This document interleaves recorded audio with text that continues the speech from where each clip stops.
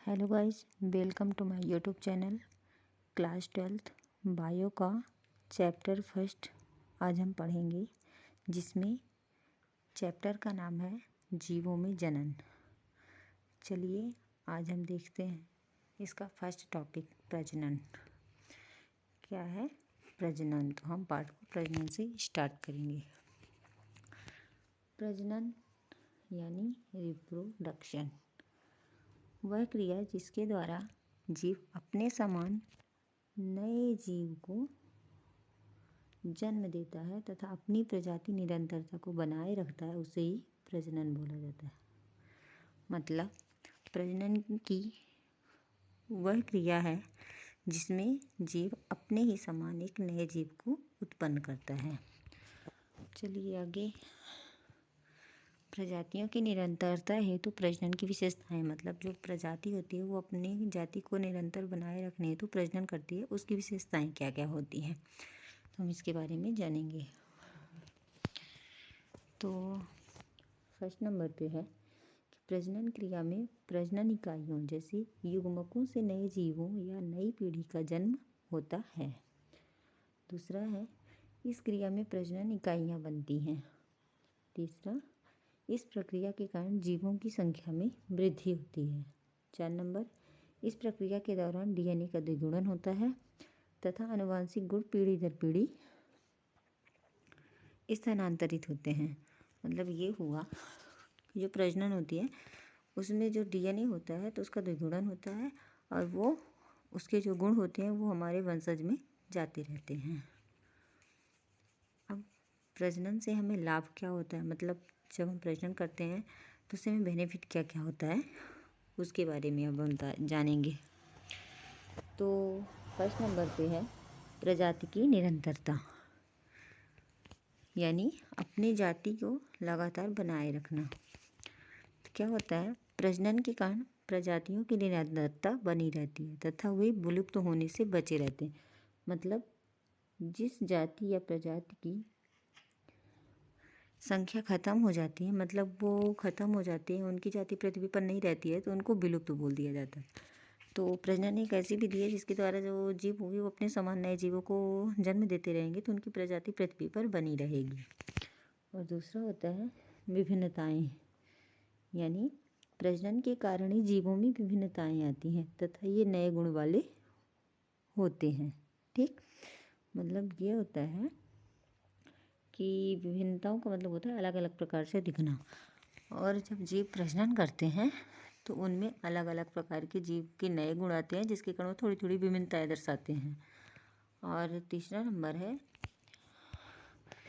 क्या कि मतलब जीवों के अस्तित्व को बनाए रखना।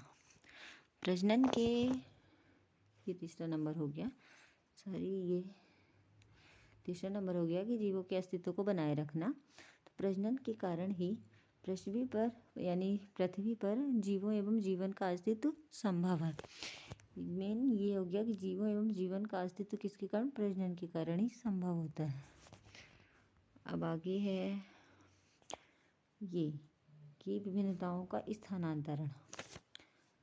4 नंबर, तो देखिए प्रजनन के कारण ही विभिन्नताएं एवं जीवों के लक्षण एक पीढ़ी से दूसरी पीढ़ी में स्थानांतरित होते हैं। मतलब जब प्रजनन होता है तो नए जीव बनते हैं, तो जो उनके पूर्वज होते हैं उनके लक्षण उनकी पीढ़ी यानी वंशज में जाते हैं। तो ये हो गया प्रजनन के कारण ही विभिन्नताएं एवं जीवों के लक्षण एक पीढ़ी से दूसरी पीढ़ी में स्थानांतरित होते हैं। अब आगे हम देखेंगे क्या कि प्रजनन की विधियाँ क्या क्या है। ठीक, तो चलिए विधि के बारे में जानते हैं। तो जीवों में ये मेन टॉपिक है। जीवों में सामान्यतः प्रजनन की निम्नलिखित विधियाँ पाई जाती हैं। पहली है अलैंगिक विधि, दूसरी है लैंगिक विधि। अलैंगिक विधि मतलब असेक्सुअल रिप्रोडक्शन और लैंगिक विधि मतलब सेक्सुअल रिप्रोडक्शन। चलिए एक एक करके दोनों को समझेंगे। तो पहले हम देखते हैं अलैंगिक प्रजनन यानी असेक्सुअल रिप्रोडक्शन के बारे में। तो असेक्सुअल रिप्रोडक्शन क्या होता है कि वह जनन विधि है जिसमें विशिष्ट जनन कोशिकाएं केवल समसूत्री विभाजन द्वारा ही बनती है। इसमें बिना निषेचन के ही इकाइयाँ विकसित होकर नया जीव बनाती हैं। अलैंगिक प्रजनन द्वारा उत्पन्न संतति को क्लोन कहा जाता है। संतति को क्लोन कहा जाता है। ये मोस्ट इम्पॉर्टेंट है, जो कि ऑब्जेक्टिव में पूछ सकता है। मतलब ये हुआ कि अलैंगिक जनन के लिए किसी मतलब अपोजिट जेंडर की कोई ज़रूरत नहीं होती है। उसमें अपने ही समान समसूत्री विभाजन से मतलब जैसे मदर सेल डॉटर सेल का निर्माण हो जाता है। और अलैंगिक जनन में जो जीव बनता है वो सेम टू सेम यानी हूबहू अपने पेरेंट्स के जैसे ही दिखता है। इस कारण से इसे क्लोन कहा जाता है। अब आगे आता है ये होता है दूसरा मतलब अगला टॉपिक है अलैंगिक जनन की विशेषताएं क्या होती हैं। तो हम देखेंगे इनकी विशेषताओं के बारे में। तो पहली विशेषता चलेगी कि अलैंगिक प्रजनन में केवल एक ही जनक भाग लेता है। वही मतलब कि किसी दूसरे जनक की आवश्यकता नहीं होती है। इसमें ऐसा नहीं है कि मतलब मेल फीमेल कोई भी ऐसा वो नहीं है। और दूसरा होता है इस प्रजनन में प्रत्येक जनक की कायिक कोशिका भाग लेती है, अतः इसे कायिक प्रजनन भी कहा जाता है। और तीसरा हो गया इसमें युग्मकों का संलयन नहीं होता है। मतलब युग्मक संलयित होके नहीं बनाते हैं, ये डायरेक्ट सिर्फ एक ही पेरेंट्स से तैयार हो जाता है। अब अगला टॉपिक है मतलब अगले नंबर पे आता है इसमें विभाजन केवल समसूत्री विधि द्वारा होता है। और 5 नंबर है कि नवजात संततियाँ आनुवांशिक रूप से समान होती है।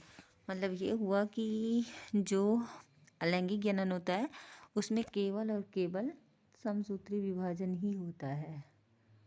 ठीक, अलैंगिक जनन में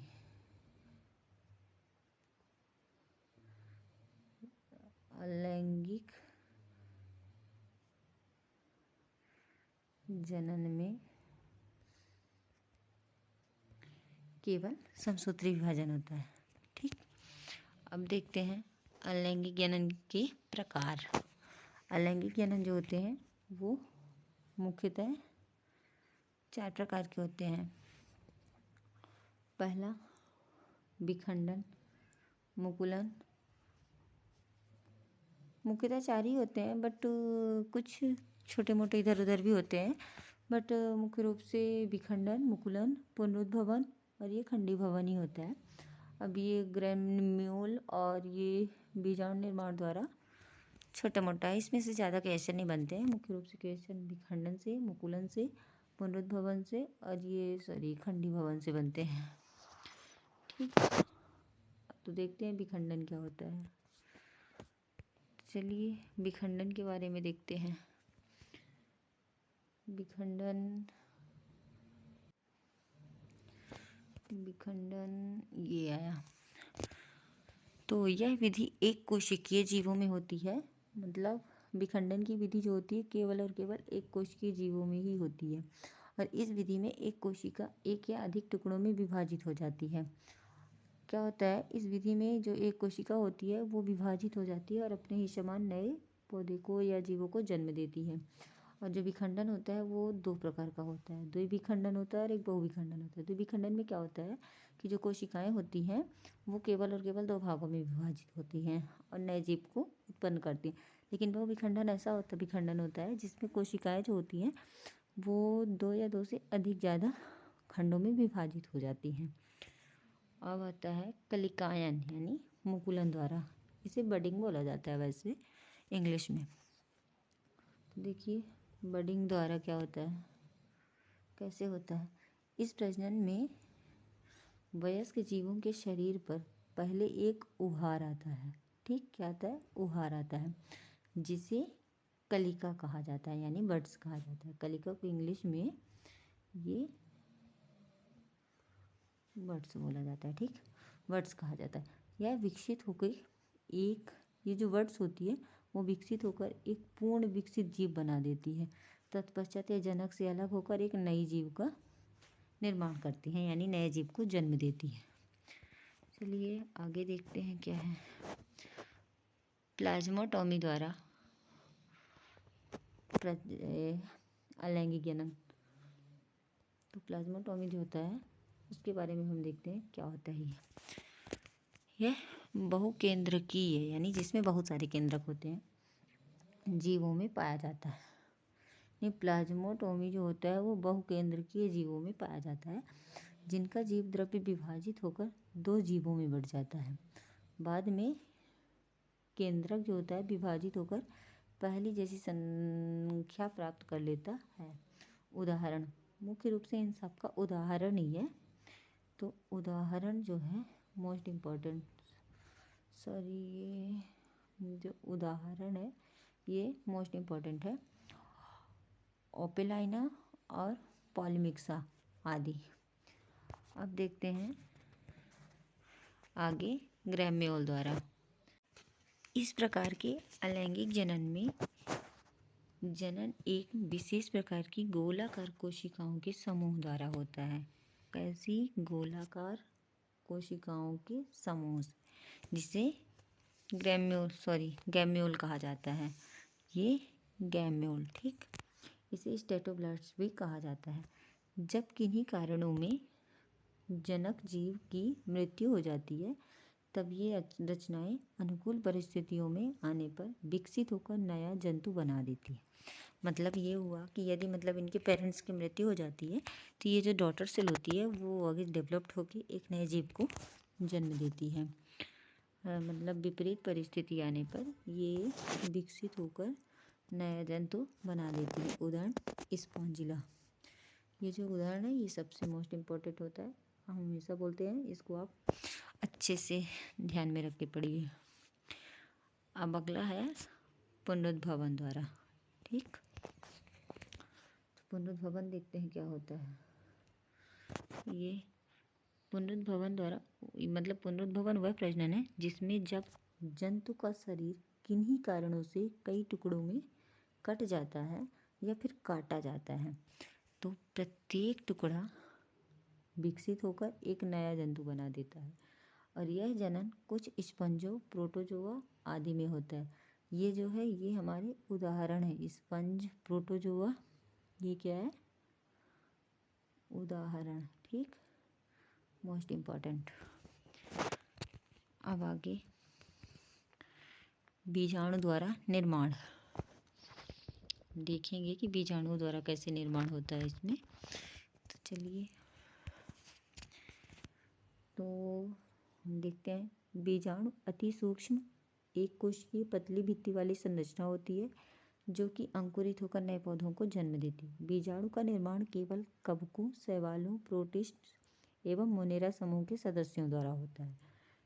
किसके? केवल और केवल कवकों, शैवालों, प्रोटिस्ट एवं मोनेरा जो समूह के सदस्यों में ही होता है। बीजाणु जिसमें कशाभिका पाए जाते हैं उन्हें ज़ूस्पोर्स या सचल बीजाणु कहा जाता है। ये देखिए, कशाभिका पाए जाते हैं उन्हें ज़ूस्पोर्स या फिर सचल बीजाणु कहा जाता है। उदाहरण जलीय पादप जैसे क्लेमाइडोमोनास, एक प्रकार की शैवाल होती है, यूलोथ्रिक्स आदि। ये जो है मोस्ट इम्पॉर्टेंट। अब आगे देखते हैं लैंगिक जनन। एक हो चुका हमारा अलैंगिक। अब हम आगे का टॉपिक देखेंगे जो कि दूसरा प्रकार है रिप्रोडक्शन का। इसे है क्या बोला जाता है? लैंगिक जनन, यानी सेक्सुअल रिप्रोडक्शन। चलिए, और इसमें से ये मोस्ट इम्पॉर्टेंट है, इसमें से ज़्यादा सवाल इसी से बनेंगे। तो लैंगिक जनन वह जनन है जिसमें विशिष्ट जनन इकाइयाँ, जिन्हें युग्मनज कहते हैं, का निर्माण होता है तथा अर्धसूत्री विभाजन अनिवार्य होता है। लैंगिक जनन में मेल और फीमेल दोनों की जरूरत होती है और इसमें दोनों युग्मक मिलकर यानी मेल गैमेट और फीमेल गैमेट मिलकर जाइगोट का निर्माण करते हैं। जाइगोट यानी ये जो युग्मनज होता है उसका निर्माण करते हैं। और जो युग्मनज का निर्माण होता है वो अर्धसूत्री विभाजन के दौरान होता है। इसमें जो सेल मदर सेल होती है उसमें डॉटर सेल जो होती है उसमें कोशिकाओं की संख्या आधी हो जाती है। चलिए आगे देखते हैं। कायिकीवर्धी प्रजनन जो होता है, प्रवर्धन क्या होता है, यानी वेजिटेटिव रिप्रोडक्शन। तो शुरू करते हैं इसको। ये काइक। तो ये क्या होता है कि वह प्रजनन जिसमें पौधे के लैंगिक प्रजननांगों को छोड़कर, मतलब लैंगिक प्रजननांग भाग नहीं लेंगे, पादप शरीर के अन्य भाग एक प्रवर्धन की भांति कार्य करता है तथा विभाजित होकर एक नए पौधे को जन्म देता है, उसे कायिक या वर्धी प्रजनन कहा जाता है। मतलब उसके जनन अंग यानी पुष्प को छोड़कर बाकी पत्ती, जड़, तना ये जो होते हैं वो विकसित होके अपने समान एक नए पौधे को जन्म देते हैं। प्रजनन की यह विधि कायिक प्रवर्धन या फिर वर्धी प्रवर्धन कहलाती है। ठीक है। उदाहरण यानी जैसे जड़, ट्यूबर, पत्तियां, प्रकंद आदि, ये है मोस्ट इम्पॉर्टेंट। और आवृत बीजी में यह जनन निम्न विधियों द्वारा होता है, प्राकृतिक और कृत्रिम। कृत्रिम को ये कायिक मतलब कृत्रिम कायिक प्रवर्धन होता है। तो हम पहले देखेंगे प्राकृतिक कायिक प्रवर्धन क्या होता है और कैसे होता है। तो प्राकृतिक के लिए चलिए, वह जनन जिसमें पौधा अपने आप ठीक क्या करता है, कायिक जनन करता है, यह निम्न विधियों द्वारा हो सकता है। मतलब जो प्राकृतिक विधि होती है उसमें पौधे जो होते हैं वो अपने आप ही कायिक जनन करते हैं और यह जनन निम्न विधियों द्वारा होता है। तो पहली विधि इसमें है जड़ों द्वारा। ठीक, चलिए जड़ों द्वारा देखते हैं क्या होता है। ये होता है जड़ों द्वारा। ये हाँ, कुछ जड़ों में अपस्थानिक कलिकाओं की उत्पत्ति करने की क्षमता होती है जो विकसित होकर नया पौधा बनाते हैं। जैसे शकरकंद, जो शकरकंद होता है उसकी जड़ें जो होती है वो विकसित होकर अपने ही समान नए पौधे को जन्म देती हैं। दूसरा होता है तनों द्वारा। देखेंगे तने द्वारा प्राकृतिक कायिक प्रवर्धन। तो बाई स्टेम वह प्रजनन जिसमें पौधे का रूपांतरित या सामान्य तना विकसित होकर रूपांतरित या फिर सामान्य तना क्या होता है, विकसित होकर नया पौधा बनाता है या बनता है। और यह विधि भी निम्न प्रकार से होती है। मतलब जो तना होता है वो भी निम्न प्रकार से कायिक जनन करता है। पहला भूमिगत तना, मतलब तने भी तो बहुत प्रकार के होते हैं ना, वही है कि पहला है भूमिगत तना। देखिए भूमिगत तना क्या करता है, सामान्यतः प्रतिकूल परिस्थितियों में रूपांतरित भूमिगत तनों के वायवीय भाग सूखकर नष्ट हो जाता है तथा अनुकूल परिस्थितियों आने पर इनके भूमिगत भाग अर्थात प्रकंद अपनी पर्व संधियों से नया वायवीय प्ररोह पैदा करके प्रजनन में भाग लेता है। जैसे ये प्याज और लहसुन। ठीक, अब दूसरा है अर्धवायवीय तनों द्वारा। मतलब ऐसा तना जो आधा जमीन के ऊपर है और आधा जमीन के नीचे, उसे बोला जाता है अर्धवायवीय तना। भूमिगत तनों के ही समान अर्धवायवीय तनों की संधियों पर पाई जाने वाली कलिकाएं विकसित होकर वायवीय भाग बनाती हैं। यदि किन्हीं कारणों से अर्धवायवीय तनों का भाग टूट जाए तो यह नए पौधे के रूप में विकसित हो जाता है, जैसे स्टोलन यानी चमेली, बेला इत्यादि। अब आगे देखते हैं वायवीय तनों द्वारा क्या होता है। वायवीय तनों का मतलब होता है कि ऐसा तना जो पूरी तरह से खुले वायुमंडल में है। तो कुछ पौधों के बीजों में अंकुरण क्षमता नहीं पाई जाती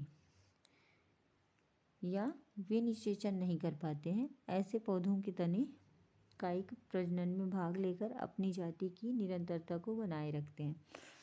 मतलब ऐसे जो पौधे होते हैं जो कि प्रजनन, पौधे के तने होते हैं जो प्रजनन में मतलब निषेचन द्वारा प्रजनन नहीं कर पाते हैं, तो अपनी जाति को निरंतरता बनाए रखने के लिए फिर कायिक जनन करते हैं। उदाहरण के लिए जैसे हो गया गन्ना, अमरबेल आदि।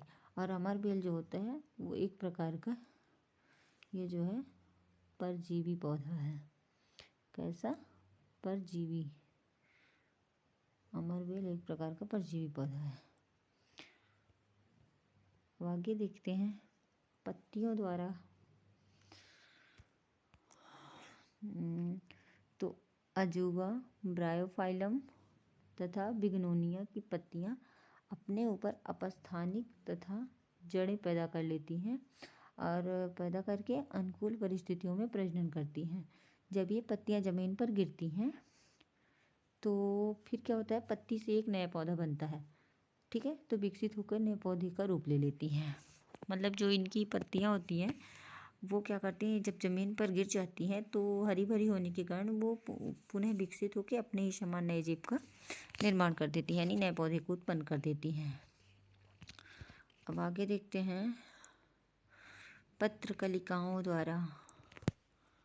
पत्रकलिकाओं द्वारा कैसे होता है, क्या होता है, चलिए देखते हैं। कुछ पौधों में कलिकाएं समूह में व्यवस्थित होकर एक विशिष्ट रचना का निर्माण करती हैं जिसे पत्र प्रकलिका कहा जाता है। क्या? पत्र प्रकलिका। उदाहरण के लिए जैसे ये ऑक्जेलिस, डायोस्कोरिया आदि। ठीक, उदाहरण मोस्ट इम्पॉर्टेंट क्या हो गया, ऑक्जेलिस, डायोस्कोरिया आदि। अब दूसरा होता है, ये तो हो गए हमारा प्राकृतिक कायिक प्रवर्धन। अब हम देखेंगे कि कृत्रिम कायिक प्रवर्धन कैसे होता है, यानी आर्टिफिशियल वेजिटेटिव रिप्रोडक्शन। तो चलिए शुरू करते हैं। पहले जानेंगे कि होता क्या है।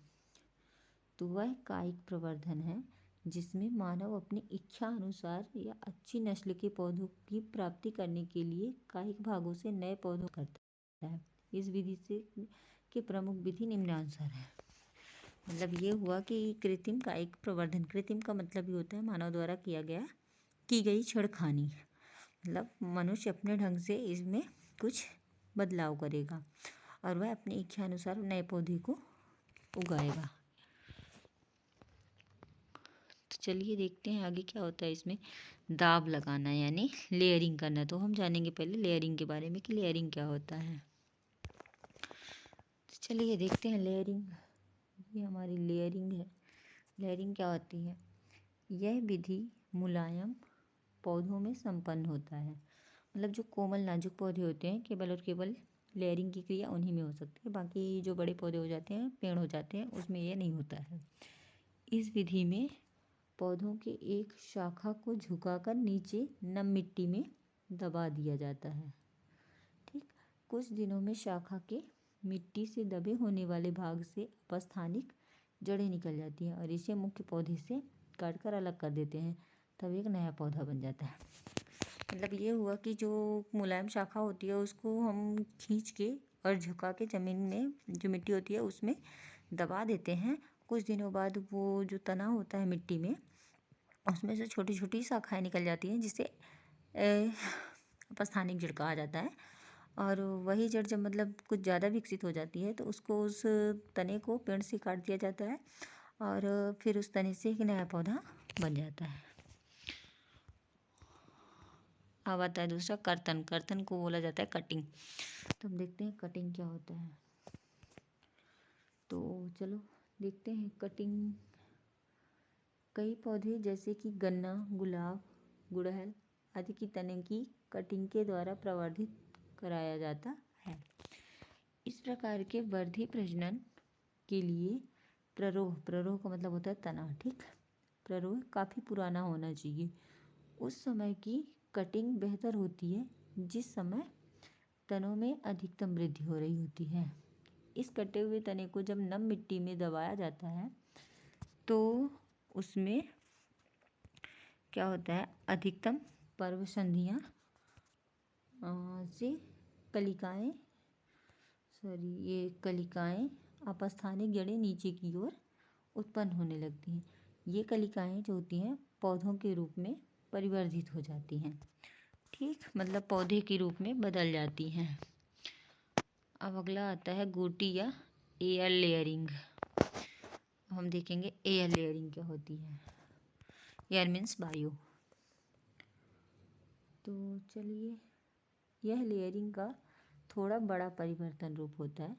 गोटी में शाखाओं को मिट्टी में नहीं दबाते बल्कि इन पर बाहरी छाल की खोलकर तने के खुले भाग पर गीली मिट्टी की परत बांध देते हैं और यह व्यवस्था करते हैं कि बंधा हुआ भाग सदैव नम बना रहे। मतलब ये हुआ कि जो पौधा होता है उसके तने को हल्का सा छील लिया जाता है और उस पर मिट्टी लगा दी जाती है और फिर उसको ये ध्यान रखा जाता है कि ये हमेशा नम बना रहे, मतलब उसमें हमेशा नमी बनी रहे। नमी का मतलब होता है पानी रहे।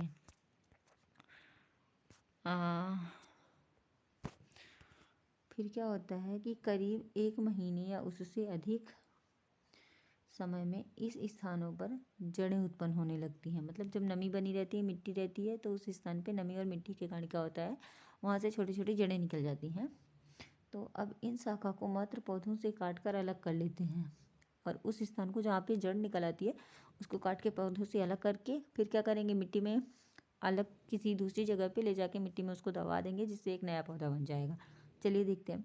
और मिट्टी में लगा देते हैं जिससे नया पौधा बन जाता है। इस विधि में से प्रवर्धन जैसे अनार, संतरा, नींबू, अमरूद आदि में किया जाता है। मतलब जो इस प्रकार का प्रवर्धन होता है वो अनार, संतरा, नींबू, अमरूद आदि में किया जाता है। अब आगे ये देखिए, ये है ये गुटी विधि। ये इसमें फिगर द्वारा कुछ समझाया गया है जो कि आप अच्छे से देख सकते हैं। अब है ग्राफ्टिंग। तो चलिए देखते हैं ग्राफ्टिंग क्या होता है। ग्राफ्टिंग इस विधि में एक छोटी कलिका सहित शाखा को एक पहले से स्थापित पौधे के तने में काट कर लगा देते हैं। स्थापित पौधा उसी जाति का होता है या उससे मिलती जुलती उपजाति का होता है। मतलब उससे अलग जाति नहीं होती है, उसी जात का वो होगा या तो फिर उससे मिलती जुलती जो उसकी संयोजी कड़ी होगी उसके अकॉर्डिंग वो पौधा होगा। इस प्रकार से दोनों तनों को जोड़कर उनसे ऊतक संयोजन हो जाता है और दोनों मिलकर एक पौधे के रूप में वृद्धि करने लगते हैं। और काटकर भाग को कलम या सायन तथा स्थापित पौधे को स्टॉक कहते हैं। ठीक। अब यहाँ पे ये दो पौधे थे, तने थे, इनको अलग अलग काटा गया। अब यहाँ पे छील के यहाँ पे जॉइंट किया गया और ये देखिए यहाँ पे ये स्टॉक बना के मतलब इसको अलग अलग किया गया। ये कलम के जो भाग थे इसको इन्होंने मतलब ये जो काट कर भाग अलग किया गया उसको कलम बोला गया और फिर स्थापित जो पौधा था मतलब ये जो पौधा जड़ से मतलब ज़मीन से लगा हुआ था इसको स्टॉक बोला गया। आगे ग्राफ्टिंग की विधि को दर्शाया गया था। अब आगे आता है इनार्चिंग। इनार्चिंग क्या होता है ये देखते हैं हम। इस विधि में बेहतर किस्म के पौधे एवं निकृष्ट किस्म के पौधे की शाखाओं को थोड़ा छीलकर आपस में बांध देते हैं। कुछ समय बाद निकृष्ट किस्म वाले पौधे की बेहतर किस्म वाले पौधे से को अलग कर देते हैं।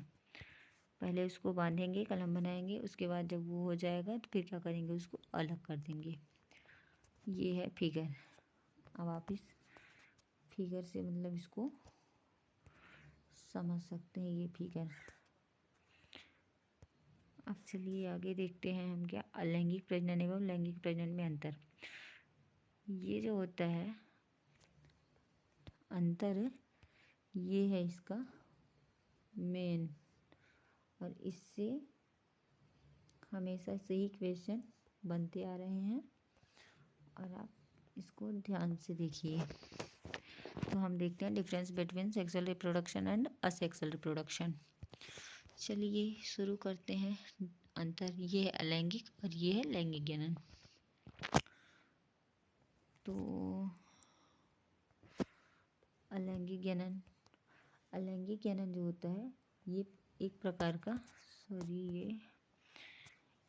ये हुआ अलैंगिक जनन, एक जनिकीय होता है और जो लैंगिक जनन होता है वो कैसा होता है, ये द्विजनकीय होता है। मतलब अलैंगिक जनन में केवल और केवल एक जनक की जरूरत होती है, लेकिन जो लैंगिक जनन होता है वो दो जनकीय यानी मेल गैमेट और फीमेल गैमेट दोनों से मिलके होता है। और दूसरा है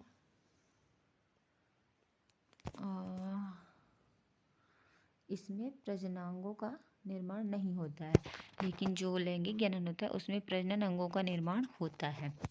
और तीसरा अंतर है कि इसमें अर्धसूत्रीय विभाजन नहीं होता है, यानी और इसमें अर्धसूत्रीय विभाजन होता है, मुख्य रूप से विभाजन है।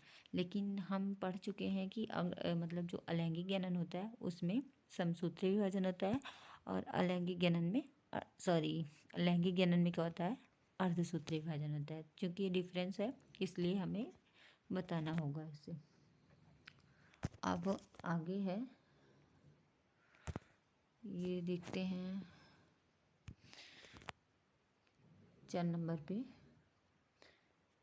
अरे तुम इधर आ जाओ, क्यों परेशान कर रहे हो। 1 मिनट। हाँ, यह प्रजनन तीव्र गति से होता है या अपेक्षाकृत धीमी गति से होता है। मतलब जो अलैंगिक जनन होता है उसकी जो प्रोसेस होती है वो बहुत जल्दी कंप्लीट हो जाती है, लेकिन जो लैंगिक जनन होता है वो धीरे धीरे अपने चरण बाय चरण यानी स्टेप बाय स्टेप होता रहता है। अब आगे आता है 5 नंबर पे, बनने वाली संततियाँ आनुवांशिक रूप से जनक के समान होती है। मतलब इसमें जो संतति बनती है, मतलब डॉटर का निर्माण होता है, वो पूरी तरह से अपने जनक के समान ही होती है। लेकिन जो लैंगिक जनन के फलस्वरूप जो संततियाँ बनती हैं वो आनुवांशिक रूप से जनक से भिन्न होती हैं। अब आगे देखते हैं, मतलब कि अब इसमें एक ये भी होता है कि मतलब एक समान दिखने के कारण इनको समान दिखने के कारण ये समान दिखती हैं, जिसके कारण इसको क्या बोला जाता है, एक शब्द दिया गया है,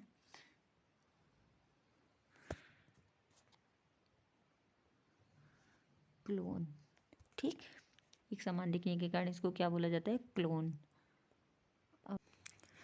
अब ये हो गया अंतर। ये बहुत मोस्ट इंपॉर्टेंट क्वेश्चन है, इसमें से डायरेक्ट क्वेश्चन बनता है कि लैंगिक और अलैंगिक जनन में अंतर लिखिए, वो भी 5 नंबर का क्वेश्चन आता है। और ये हमारा टॉपिक होता है ख़त्म। इसके साथ साथ हमारा ये चैप्टर भी ख़त्म होता है। अब अगर ये वीडियो पसंद आई हो तो इसे सब्सक्राइब करें और अपने ज़्यादा से ज़्यादा दोस्तों में शेयर करें, और पढ़ते रहिए, बढ़ते रहिए। Thank you, bye bye.